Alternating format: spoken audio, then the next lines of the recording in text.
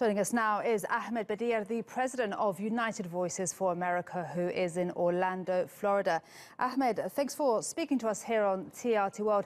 Now, we've just been watching the independent candidate for Congress, Mahmoud, and he spoke about the challenges that he faces. There was somebody that said to him, "You're never going to win because you're Muslim." What does your organization do to help people like that when they have comments such as that? Well, we tell them to ignore those comments, and those people are not going to vote for you anyway. Don't be dissuaded by the naysayers.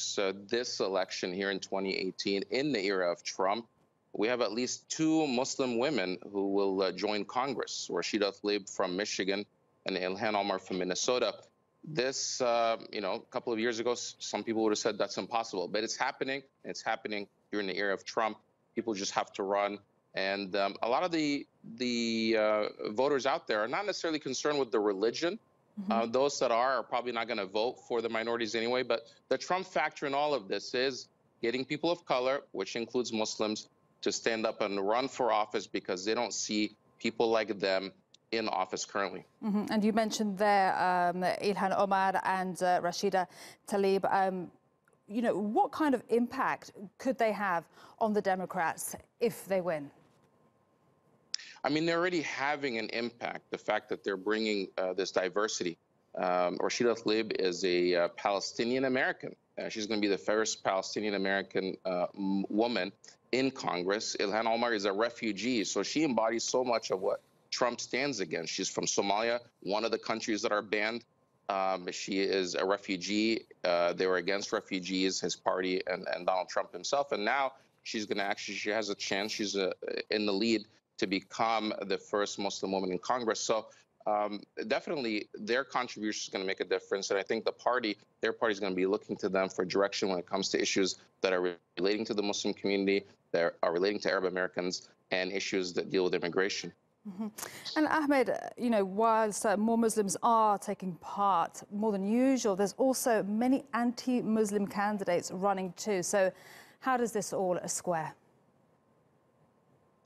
Well, you have people that are trying to follow the lead of Trump's lead. They saw that he went after the Muslim community and scapegoated them. They thought that some of them think that they're going to use some of the same tactics. But in many of these races, especially places like Florida, where I am right now, many of these races are decided by less than 1% of the vote. And the Muslim community, for example, in Florida, accounts for about 1.5%.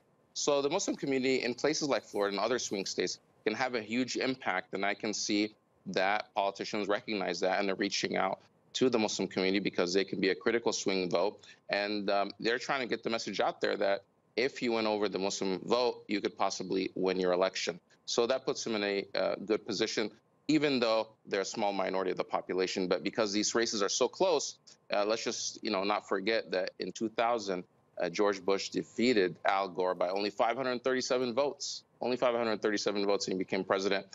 There are over 100,000 Muslim voters in Florida alone, and they're looking to make an impact in 2018. And Ahmed, with only 10 days to go, how are these pretty high-profile Muslim candidates doing? Ilhan Omar, Abdullah Said, and Rashida Tlaib doing? And what are your hopes for them? Well, Rashida Tlaib seems to already have clinched the nomination because she does not have an opponent in the general election. Ilhan Omar is favored, but she's projected to win, and we hope that she does. But she does have an election on November 6th. Abdul was recently eliminated, so he will not be governor, unfortunately. But he had millions of people vote for him, and he had a huge impact. There are almost 100 people running. Not all of them are going to win, but just the fact that they ran, they changed the conversation and changed the narrative. And it opens up. These are trailblazers. They're pioneers, and they open up the opportunities for others to run in the future.